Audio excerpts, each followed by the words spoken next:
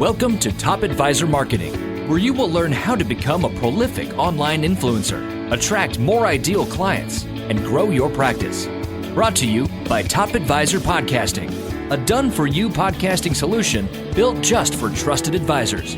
And now, your co-hosts of Top Advisor Marketing, Kirk Lowe and Matt Halloran. Hello and welcome to another Top Advisor Marketing podcast.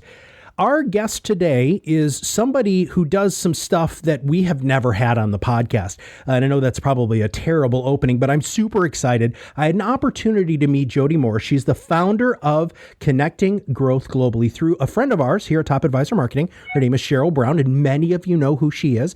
She's created an unbelievably powerful group of very successful women within financial services in helping all of them connect.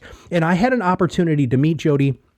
I was just utterly fascinated with her story and what she does and really what her life looks like. So I'm super happy to have her on the podcast today so that she can talk to you about really what global leadership is and what connecting growth globally means. I want to remind you that she has a CFA and a CFP. So obviously her level of intelligence supersedes mine exponentially. And so we're going to unpack who she is and what she does for all of you today. So Jodi, welcome to the show. Thanks, Matt. Great to be here. All right. Let's just start with a little bit of history. How did you get to where you are today? And then tell us a little bit about where you are today. Yeah, sure. Well, I'll start. I'm a fellow Midwesterner. So I grew up in Wisconsin and went to school in Chicago. And I decided that if I was going to work in financial services industry, I might as well try out New York. And I went to JP Morgan and I was part of this training program, which was great because I had no idea financial services. What will I do? What's the difference between investment management and investment banking? I fell into investment management there. I fell in love with it, which is one of the reasons, thankfully, very early in my career, I decided to go for my CFA. Glad I did that in my early 20s. And I took this first job in the mutual fund group, really because everybody said that they were really big and important and growing, right? So I figured, well, good to be in that part of the organization. I interviewed with this woman who was my boss and ran the group, and I found her fascinating, challenging, and I just said, well, showing up every day to work in an organization I like and working for somebody who is going to challenge me and teach me a lot in an industry that seems to be big and growing sounds great. So that's where I got my start in investment management. I kind of pivoted and did a couple of different things along the way, but really what I did was move myself towards global investing. That became my passion, whether I was at, JP Morgan, a big organization, or later in my career, I moved to focus specifically on emerging markets at Matthews Asia. And so that's all Matthews did was invest in the emerging economies across Asia. And I led our sales, marketing, product, those initiatives there and really grew us from a smaller mid-sized company to a more sizable one today. But I learned there that I have this secret love for helping people see the world differently. It really changes their perspective. And that really parlays into what I do now in connecting growth globally. So it's through my writing, through my investing, through my coaching and leading of global leadership trips. I really use those experiences like global travel to challenge people to think differently. When you're challenging people to think differently, I mean, is it because they're not in line with what they want to be spiritually, personally, or professionally? Or help me understand why somebody would seek you out. Why would they say, Jodi, I need you? Yeah, it's interesting. I use the term success coach. Here's why. I kind of see it almost this hybrid between, executive coaching, which I always feel has this moniker, you're hired, your company gets a coach for you and helps you be a better executive. And then life coaching, which is more personal. But I just believe that the personal and professional, they're all one thing. And I think I say this from my own personal experience, in my 20s, I was kind of checking all the boxes and doing all the professional things I was supposed to do. And I had a personal life. I never brought it, right, to my work. And so I think when people come and seek me out, they reach some point where they are out of alignment, right? Because they've been probably like me, focused on who they are professionally. And then all this other side of themselves is there and they're not addressing it. And they know they need to fix it and they just don't know how. And you do that by helping open up their eyes to a more global perspective. Is that fair? Yeah, that's part of it. I mean, it's interesting. I love leading by example. I think that's really important. So I spent years trying to figure out my own why. And for me, it's very much global, right? Because when I put myself in awkward experiences that make me think differently about, how I live my life, how things work in my own country, how I invest, it changes me. So global works for me, right? It's a big part of my why. For other people, it may be different, but to the extent that they use an experience, like attending a global leadership trip, to think differently about what's going on in their life, it's really powerful because we're all there too. I mean, part of it is kind of what we see and who we talk to and what we experience in a place. Part of it is the group, right? The group dynamic. So in my last trip, I had individuals in there, every age cohort, 20s to 70s. And how they all learned from each other was fascinating. And this was a little strange. I didn't expect this, but people came back and I quit my job.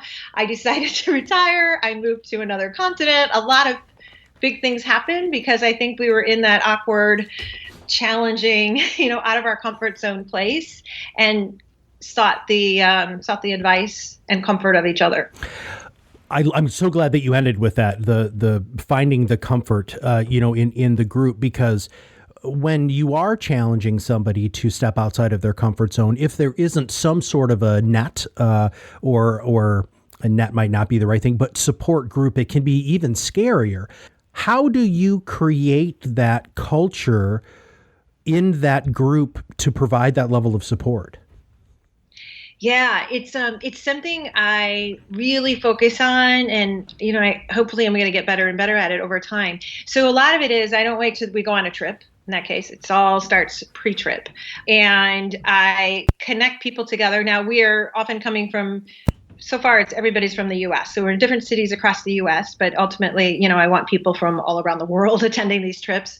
So we pull each other together in different forums. I'll kind of put together little groups, whether it's, WhatsApp, via email. We may focus on a particular topic. We may read a book that gets us, around a theme of something we're going to experience in this particular place.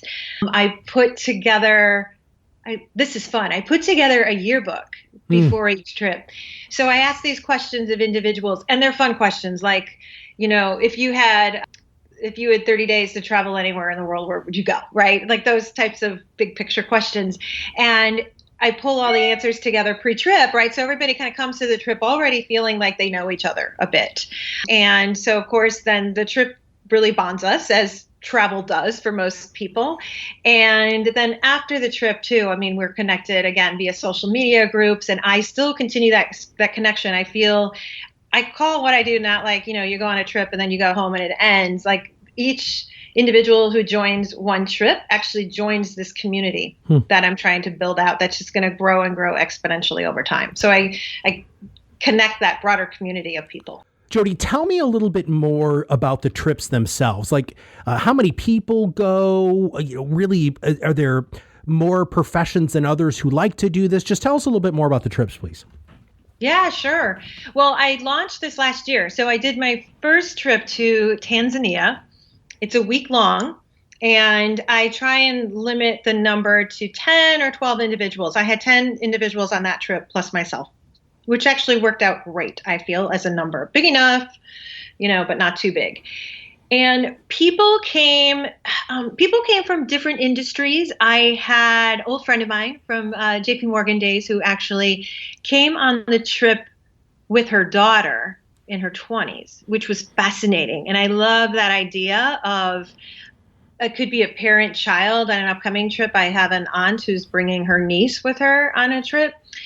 I thought that was really fascinating to have the different generations. I have some people, a number of people that come from financial services, not too surprising given my background. I had one woman who was actually sponsored by her firm. She worked for a firm, an advisory firm that was focused on impact investing. And her CEO said, you know what, I want you to take this trip. I want you to travel with Jodi because you can travel with me, but I want you to travel with different people like Jodi so you see if from her side, like she's going to do things from a different angle than I would. And it will better allow you to understand the work, the things that our clients are thinking about, right, in terms of impact investing globally. It'll make you closer to the client experience. So I thought that was really cool that a CEO, right, of this advisory firm sponsored an employee. Yeah. So those are a couple examples. Let's talk about the impact investing aspect of it. I mean, how does that play? Because you're involved in that too, aren't you? I am. So when I left my job at Matthews and I said, okay, I want to, I founded Connecting Growth Globally. And one of the things is I wanted to invest for myself. And I was intrigued by the idea of impact investing. But what the heck is it, right? Yeah, totally. And I've been around a while, but I still didn't exactly know. Most importantly, I didn't know what it meant for me. And so for me, I decided I really wanted to focus on emerging economies, specifically companies in East Africa that focus on the missing middle, right? You have growing middle class, you have growing companies, but capital does not flow freely, right? And so it's above microfinance, but not the huge businesses that, have the banking relationships. So I love impact investment opportunities that address that missing middle need. So that's kind of my personal focus.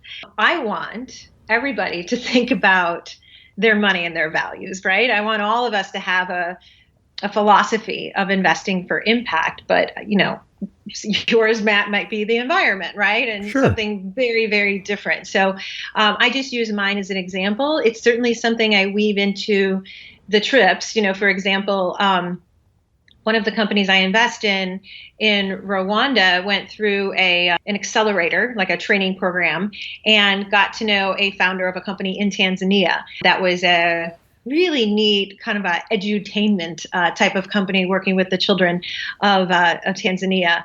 And so we met. That was one of the companies we visited on the trip. Think of Sesame Street in Tanzania. That's what it was like. Awesome. Well, yeah. I like the idea of, and I guess maybe this is a point of ignorance and you can hopefully educate me on this, but it would seem to me that it would be easier to want to be involved with socially responsible investing, environmentally impacting investing, or anything that is a little bit more of a really serious philosophy. If you leave the country and take a look at what we have and gain some perspective, tell us about one of those aha moments that happened with one of your guests on these trips that might highlight that. Yeah, actually, so in Tanzania, they're not there yet, but a lot of countries in East Africa are putting countrywide bans on plastic bags. And so Rwanda did this, I want to say over a decade ago. Kenya just implemented it last year. And two people who came to Tanzania, they had been in Rwanda right before that. And they said, Jodi, did you know we could not bring plastic bags anywhere? We couldn't bring them into the country. You will get fined. You don't see them around in the stores.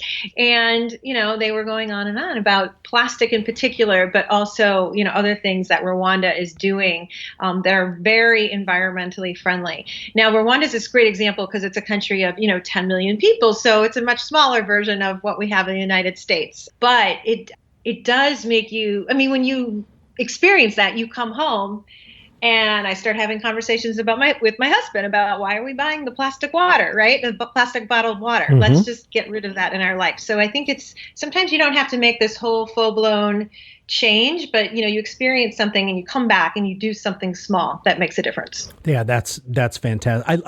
I wish there was another way that people could gain some more of that perspective. But Well, you've got a wonderful solution. Let's talk about how our listeners could get involved in taking one of these trips. Sure. Well, my website is connectinggrowthglobally.com, and I have a whole section on there on global leadership trips.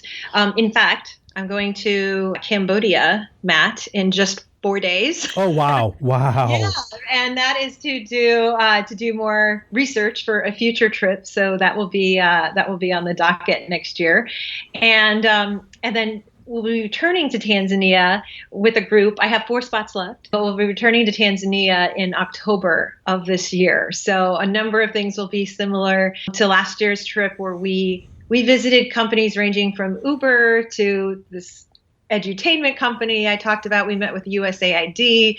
We did site visits with Room to Read. So we really did a deep dive into education, which is so important when you have this, really young country. And so we'll do a number of those things again. One new angle I want to bring into the next trip, and it stems from some people I met, is a little bit in the entertainment industry. I have a new friend who's a fabulous musician and character in that space, and then also media. I mean, given there's all kinds of restrictions on media in a place like Tanzania. Media is something we are talking a lot about here now, right? The role of the media. And so while they will be 2 very different things, I just think it's fascinating when you kind of take what you know and what you're grappling with here at home, and then you go to a new country and you test it out. So I'm really anxious to spend some time with this journalist. Now, this whole global leadership stuff and all of that is really just one aspect of who you are, because people can also hire you to help them figure out that why and then where to take it from there. Can you talk to us a little bit more about your coaching and like an ideal client? Like, who are you really looking for? Because we have a pretty broad audience here, and I would love to have the opportunity to have some people hire you as a coach.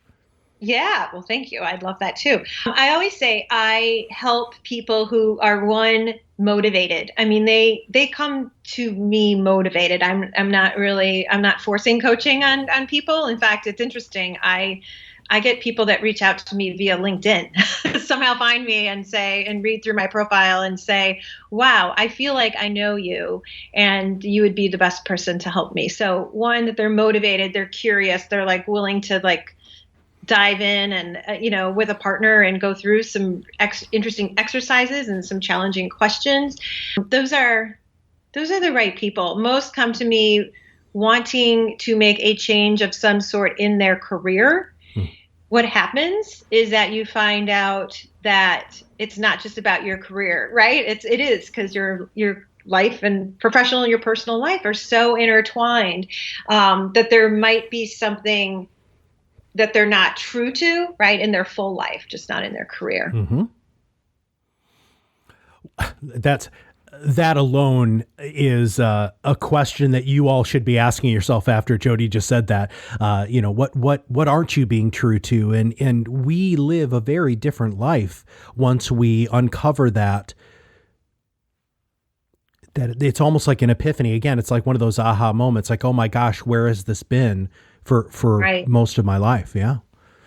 Yeah, no, it's true. Again, it stems from my own story. So I worked with a coach back in the early 2000s. So actually why I hired this individual. I hired him because I was planning to transition my investment management career to becoming a financial advisor. Oh. And yeah, that's why I got the CFP as well. But working with him, and I went through a lot of the tools that are still my favorite tools today, because they work, right? And I know from my own experience. And so I remember, though, I was very practical. I said, I wanted him to help me, and how do I, set up a business plan, a transition, and how do I think about this? And one of the things that was driving me crazy is that I had like 2 spreadsheets, and one was, I had been with the man who is now my husband for a number of years, and we own a house together, but I wasn't fully sure where the relationship was going. I wasn't 100%. So I kind of have one spreadsheet if this is just me on my own. And I had another one in terms of if this is he and I are together, right? Because kind of what I need to make in the business, it was different. according to those two scenarios. So that's a classic example of, wow, you know what my biggest impediment, the thing I really need to figure out here for my business transition is my life, something in my personal life. So that's my story. When I talk about the lists that I had made in my life before I got married, it's funny how many people think I'm strange. You just made my entire week, Jodi, because I honestly thought I was one of the only people in the world who did exactly what you just did there. I've shared that list with my now wife. We've been together. This is our 20th year this year.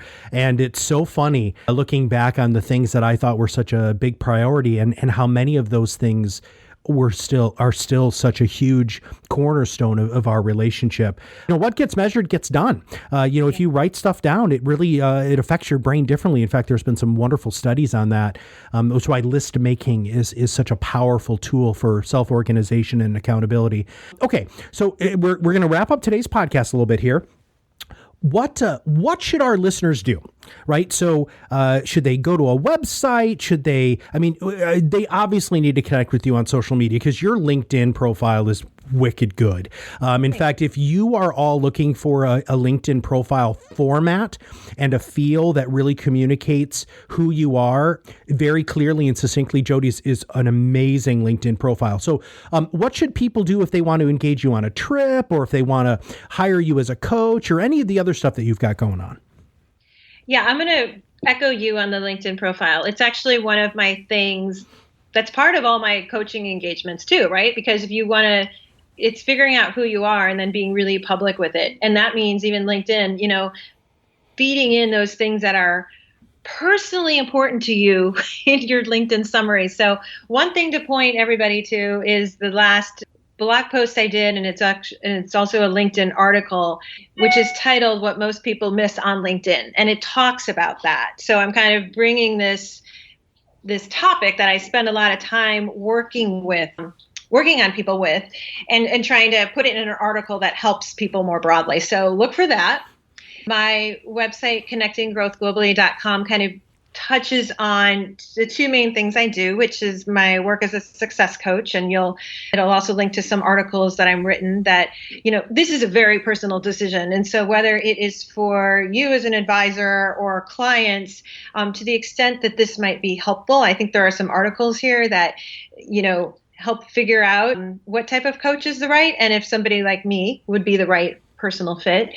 And please join us on a global leadership trip. So again, October 7th through the 13th, we're going to be in Tanzania again. I have 4 spots available on that trip. My website will bring you literally to the page with all the itinerary, pricing, descriptors of that. And if you follow along, sign up for my periodic post on my blog, you will get all the updates for the upcoming trips, which would include Cambodia. I'll learn more in a few days. And also just Vietnam, Rwanda, just to give you a sense for some of the other countries that will be included in the next year or two. Wonderful. Well, safe travels. I hope that you have a wonderful and an eye-opening time on your trip to Cambodia. The podcast will be coming out after you get back, so I'm going to have you back on the podcast and talk a little bit more about the trip. And that would be super, super cool. And everybody, please take some time to follow Jodi. There's so many reasons, but I'm going to just kind of go marketing man guy on everybody here real quick. She is a brilliant marketer, because there's a level of transparency and clarity to her message and her online persona that very few of you have been able to dial into.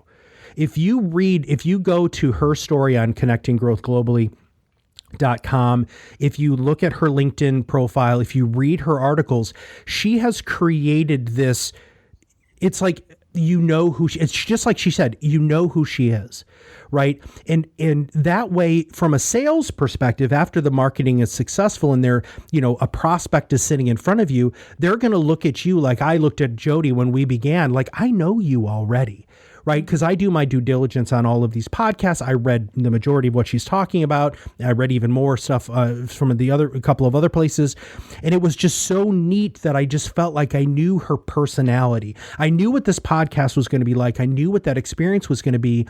And very few of you do that well. this is a great example for you to emulate. Just trust me, you just have to you have to look at it, but it's the voice, it's the personality, it's the feeling. I was joking with Jodi, and I say this with all of our podcasting guests. I use a Hemingway quote, and Hemingway said, if I'm not crying when I'm writing it, they're not crying when they're reading it. And I say that to our podcast guests to make sure that their energy's up, which Jodi didn't have a problem with at all because she's freaking awesome. But your podcasts, your social media, your websites, your blogs, your communications, you need to infuse it with that emotion. And Jodi is an expert at that. So Jodi, thank you for being such a shining example of great marketing. I thank you for that.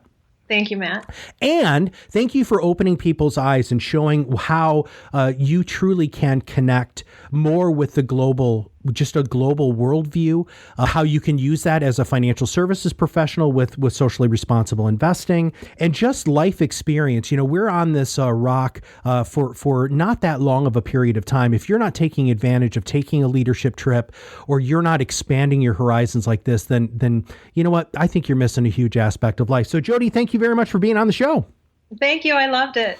Jodi Morris, CFA, CFP, founder of Connecting Growth Globally. Please check out the website. We'll make sure that we have all of the links in the show notes. So make sure you click on those as soon as you can after you've listened to the podcast. If you have not subscribe. If you have not shared this podcast, share it with a friend or family. And even better, please take a moment to give us a quick review on iTunes specifically. So for everybody at Connecting Growth Globally and all of us at Top Advisor Marketing, this is Matt Halloran, and we'll see you on the other side of the mic very soon. Are you ready to change the way you communicate with your clients? Are you tired of being the best kept secret in your area? Learn how to become a prolific online influencer, attract more ideal clients, and grow your business. Contact us today and see what the power of podcasting can do for your business.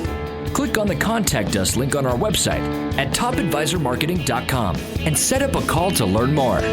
Follow us on LinkedIn and Facebook for more updates and information. This was brought to you by Iris.xyz, a platform helping financial professionals become better in business and life through new media and new voices.